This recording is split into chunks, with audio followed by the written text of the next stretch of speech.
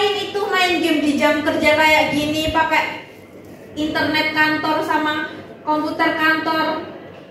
Kamu lagi main slot ya itu?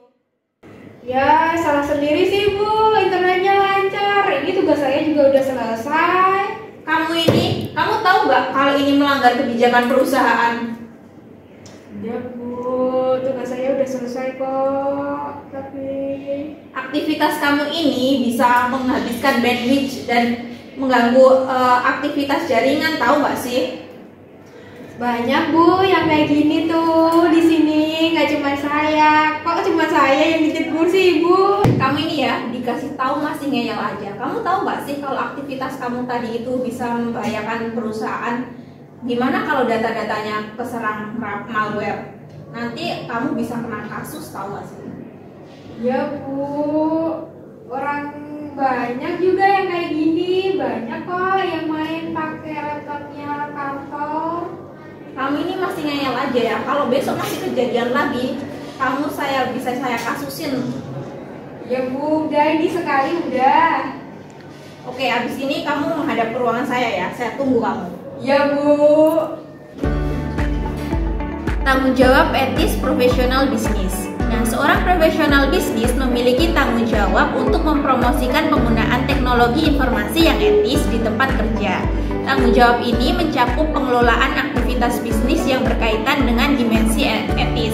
Nah, adapun aspek-aspek dimensi etis itu diantaranya yaitu apakah monitoring aktivitas kerja dan email karyawan secara elektronik telah dilakukan secara etis. Kemudian, apakah boleh jika karyawan menggunakan komputer kerja untuk kebutuhan pribadi? Selanjutnya, apakah menjual informasi pelanggan kepada pihak ketiga dapat dibenarkan secara etis? Nah, keputusan-keputusan ini membutuhkan pemikiran mendalam karena dapat mempengaruhi privasi, terutama terkait dengan keamanan dan kepercayaan pihak-pihak yang terlibat. Nah, oleh karena itu, tanggung jawab etis juga mencakup melindungi informasi rahasia, mencegah penyalahgunaan sumber daya perusahaan, dan menjaga integritas dalam aktivitas bisnis masa kini. Halo teman-teman, kembali lagi di Q&A with Sulung Enima. Halo. Oke, jadi di Q&A kita kali ini kita akan membahas mengenai tantangan-tantangan dan dari keamanan dan juga etika dalam sistem informasi manajemen. Oke, karena kita berhubung udah memberikan dan membuka kolom pertanyaan buat teman-teman semua, jadi kita bakalan bacain dan jawab beberapa pertanyaan yang udah teman-teman kasih. Mungkin bisa dimulai sekarang nggak sih Mbak? Oke, siap. Oke, buat pertanyaan pertama dari Jame 345, apa saja tantangan keamanan yang dihadapi oleh bisnis dalam menggunakan teknologi informasi? Jadi ini siapa dulu nih yang jawab nih? Oh, mungkin dia bisa saya dulu ya Mbak. Oke, buat pertanyaannya itu jawabannya menurut saya bisnis itu menghadapi tantangan keamanan seperti kejahatan komputer, kayak pencurian data, terus serangan dari dunia maya yang kayak penolakan layanan atau denial service, terus akses tidak sah oleh karyawan internal ataupun eksternal, terus ada resiko dari perangkat lunak yang berbahaya tuh kayak virus, terus trojan, terus aplikasi berbahaya gitu deh. Terus selain itu perusahaan tuh juga harus menangani resiko pribadi dari pelanggan dan juga karyawan yang berkaitan dengan pengelolaan data digital. Gitu sih. Gitu ya Mbak Jamen? Oke, selanjutnya saya mau jawab nih pertanyaan dari Putri Esa 333. Nah, di sini Mbak Putri Esa ini bertanya bagaimana teknologi informasi itu mempengaruhi aspek etika dalam bisnis. Nah, ini bisa saya jawab ya. Jadi gimana sih caranya teknologi itu mempengaruhi etika dalam bisnis? Nah, ini teknologi informasi itu mempengaruhi etika bisnis dengan menimbulkan dilema terkait privasi, hak kekayaan intelektual, keamanan data, dan pembangunan sistem secara adil. Nah, contoh kasusnya tuh misalnya gini, ketika suatu perusahaan itu memantau email atau aktivitas kerja karyawan, nah, atau menggunakan data pelanggan untuk keuntungan mereka tanpa persetujuan dari pemilik data tersebut, nah ini akan menimbulkan masalah tentang etika, terutama untuk keamanan keamanan dan privacy dari pelanggan tersebut. Jadi sebagai manajer dalam bisnis itu harus menyeimbangan antara efisiensi bisnis dan tanggung jawab etika. Jadi bisnis tidak boleh menyalahi aturan dan etika yang berlaku. Oke, langsung lanjut ya Mbak Mas ke pertanyaan yang ketiga dari Maharani_82 nih. Pertanyaannya, apa itu kejahatan komputer dan apa dampaknya dalam bisnis? Oke, aku izin jawab ya. Kejahatan komputer tuh melingkupi ada tindak ilegal kayak akses yang nggak sah, terus dari perangkat keras atau perangkat dengar atau jaringan dari pencurian data itu, terus ada penyebaran virus dari oknum-oknum yang enggak bertanggung jawab gitu ya Mbak. Terus ada penipuan digital juga, kayak tiba-tiba ada pinjol, iya kan, bebek pinjol gitu ya, tiba-tiba ada gitu, dapat pesan dari asing gitu. Iya, orang asing gitu. Terus dampaknya bagi bisnis tuh bisa berupa kerugian finansial, terus citra mereka juga jadi makin jelek, terus hilangnya kepercayaan pelanggan, sama gangguan operasionalnya dari perusahaan itu. Gitu ya Mbak Maharani. Oke, kita ke pertanyaan selanjutnya ya. Ini ada pertanyaan dari Yulianti 55. Nah, Mbak Yuli bertanya, apa saja sih prinsip etika teknologi yang penting diterapkan oleh organi bisnis saat ini? Nah, ini pertanyaan yang sangat bagus ya Mbak Yuli.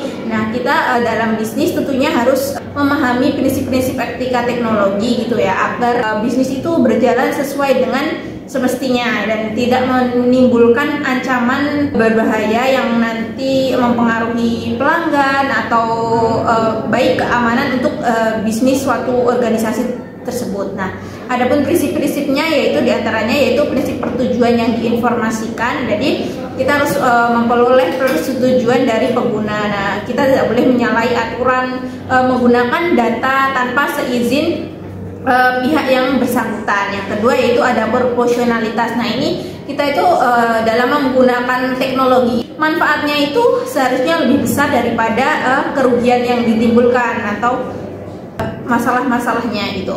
Kemudian yang ketiga ada prinsip keadilan, di mana risiko dan manfaat teknologi ini harus didistribusikan secara adil. Nah, yang keempat itu ada prinsip untuk meminimalkan risiko, yaitu teknologi harus dirancang untuk mengurangi risiko yang tidak perlu.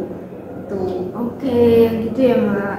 Itu tuh pertanyaan jawabannya ya Mbak Yuli dari Mbak Yulianti ya tadi kayaknya. Iya. Kita move on ke pertanyaan kelima nih dari Mbak Fatih Laras nih. Oke, pertanyaannya, bagaimana perusahaan dapat meningkatkan keamanan sistem mereka untuk menghindari ancaman dunia maya? Nah, buat menghindari ancaman, perusahaan itu dapat menggunakan beberapa perangkat lunak atau sistem keamanan nih. Contohnya tuh ada firewall, terus ada enkripsi, terus ada sistem deteksi intrusi. Terus kita juga perlu menerapkan kebijakan kata sandi yang kuat atau autentikasi 2 faktor. Nah, itu kayak apa ya namanya? Kayak ID card yang kita bisa itu loh Mbak, di scan gitu. Kayak mau face lock gitu. Face lock ya, bener face lock. Nah, itu kita juga bisa gunain itu. Terus menggunakan pencadangan data secara teratur. Gunanya tuh buat nge-backup data-data yang sifatnya tuh rahasia dan riskan gitu buat perusahaan. Terus kita perlu melatih karyawan untuk mengenali ancaman apa aja sih yang kemungkinan tuh bisa kita dapetin dari dunia maya gitu. Terus kita juga perlu melakukan audit keamanan secara berkala. Gunanya tuh buat kita tuh mengecek secara terseluruh biar semua keamanan itu tuh terjaga dari orang-orang yang nggak bertanggung jawab. Seperti itu ya Mbak Fatih Laras, itu ya jawabannya. Oke, untuk pertanyaan selanjutnya yaitu ada pertanyaan dari Mbak Stella 77.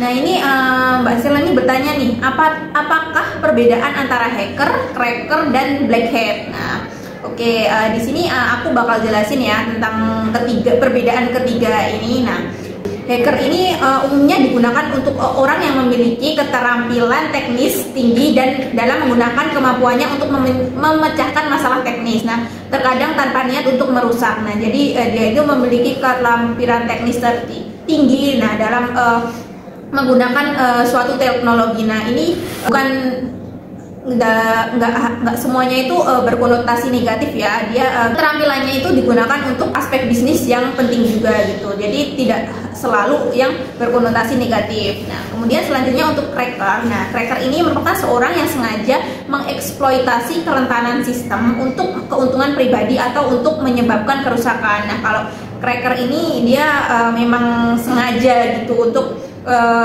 meretas dari kerentanan sistem gitu untuk dia gunakan secara pribadi untuk keuntungan dia sendiri. Nah, ini dapat mengganggu kenyamanan orang lain ya terkait data-datanya. Nah, yang ketiga yaitu black hat. Nah, black hat ini peretas kriminal yang menggunakan keterampilannya untuk aktivitas ilegal seperti mencuri data atau merusak sistem. Nah, jadi perbedaan di antara ketiganya itu seperti tadi yang sudah saya sebutkan.